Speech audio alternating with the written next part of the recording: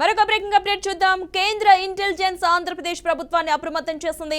ఏపీలో ఎన్నికల ఫలితాల తర్వాత కూడా అల్లర్లు జరిగే అవకాశం ఉందని తెలిపింది.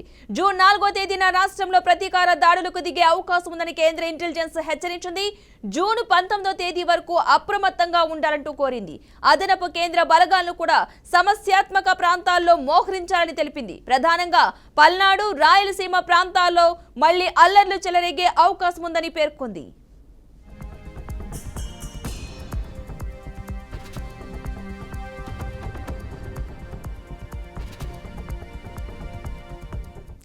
అవసరమైన చోట్ల సాయుధ బలగాలను ముందుగానే మోహరించాలని, కీలక నేతలను ముందుగానే అదుపులోకి తీసుకోవడం మంచిదని కూడా కేంద్ర ఇంటెలిజెన్స్ సూచించింది.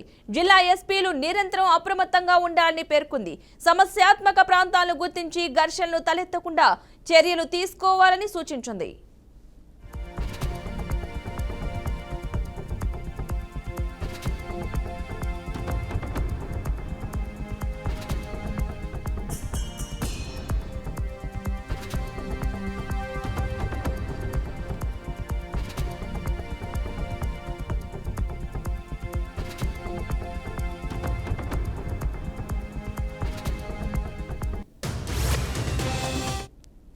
పోలింగ్ అనంతరం జరిగిన ఘర్షణల విషయంలో విచారణకు సిట్ను నియమించాలని కేంద్ర ఎన్నికల కమిషన్ నిన్న ఆదేశించిన నేపథ్యంలో ఆయన ఈ రోజు సిట్ ఏర్పాటు చేయనున్నారు.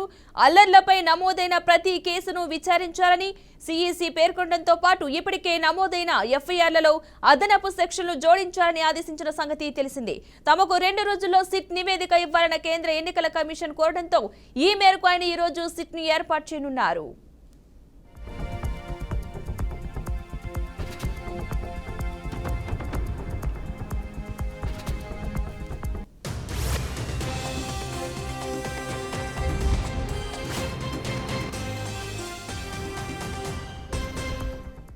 కేంద్ర ఇంటెలిజెన్స్ ఆంధ్రప్రదేశ్ ప్రభుత్వాన్ని అప్రమత్తం చేసింది. ఏపీలో ఎన్నికల ఫలితాల తర్వాత కూడా అల్లర్లు జరిగే అవకాశం ఉందని తెలిపింది.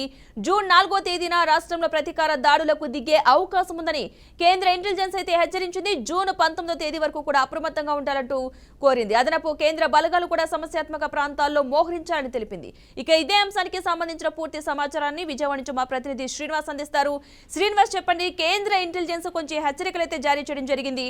ఈ రిజల్ట్ తర్వాత కూడా అల్లర్లు జరిగే అవకాశం ఉందంటూ కూడా పేర్కొనడం జరిగింది కదా. దీని నిమిత్తం అక్కడ ఏమైనా ఏర్పాట్లు చేస్తున్నారా? ఎలా ఉంది ప్రస్తుత పరిస్థితులు? అధికారులు ఎలాంటి చర్యలు తీసుకోబోతున్నారు? మొత్తానికైతే రాష్ట్రంలో జరిగినటువంటి సార్వత్రిక ఎన్నికల తర్వాత పరిణామాలు కొంచెం భిన్నంగా మారడంతో కూడా ఇటు కేంద్ర ఇంటెలిజెన్స్ కూడా రిపోర్ట్లు ఇవ్వడం జరిగింది. అందులో పూర్తి స్థాయిలో ఎన్నికల పోలింగ్ తర్వాత ముగిసిన తర్వాత జరిగినటువంటి అల్లర్లు, ఆ తర్వాత కౌంటింగ్ తర్వాత కూడా కొనసాగేటువంటి పరిస్థితులు ఉన్నాయని చెప్పని ఇచ్చినటువంటి నివేదిక ఆధారంగా ఇచ్చినట్టు తెలుస్తుంది. అయితే దాన్ని ఆధారంగా తీసుకున్న కేంద్ర ఎన్నికల సంఘం ఈ నెల జూన్ 19 వరకు కూడా పూర్తి స్థాయిలో ఆంధ్రప్రదేశ్ లో కర్ఫ్యూని ప్రత్యేక టీములు భద్రతా దళాన్ని ఏర్పాటు చేయడం తెలుస్తుంది. ఏదైతే సమస్యాత్మక ప్రాంతాలు ఉన్నాయో ఇప్పటికే వాతావరణం బాగా అల్లర్లకి సంబంధించినటువంటి వాతావరణం నెలకొన్నటువంటి ప్రాంతాలు ఏవైతే ఉన్నాయో ఆ ప్రాంతాలన్నింటిలో కూడా పూర్తి స్థాయిలో పటిష్టమైనటువంటి బందోబస్తును ఏర్పాటు చేయాలని చెప్పినట్టు తెలుస్తుంది. అంతేకాకుండా ఇప్పటికే జరిగినటువంటి కేంద్రం దగ్గర ఉన్నటువంటి నివేదికలు ఏవైతే నివేదికలన్నింటినీ కూడా పరిశీలించినట్టు తెలుస్తుంది. ఇప్పటివరకు కూడా జరిగినటువంటి ఏవైతే ఈ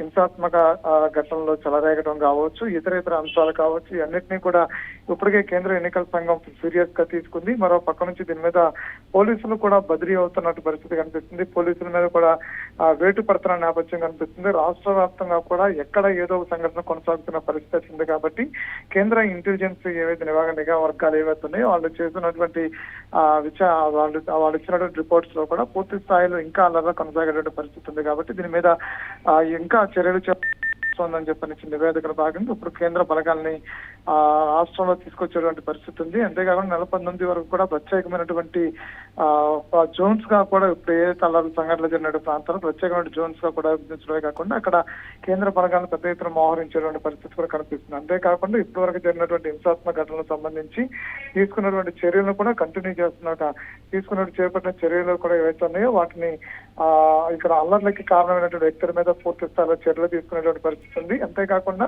ఆ ప్రాంతాల హింసాత్మక ఘటనలు మరలా పునరావృతం కాకుండా ఎందుకు పెద్ద ఎత్తున చర్యలు కూడా చేపడుతున్న పరిస్థితి కనిపిస్తుంది.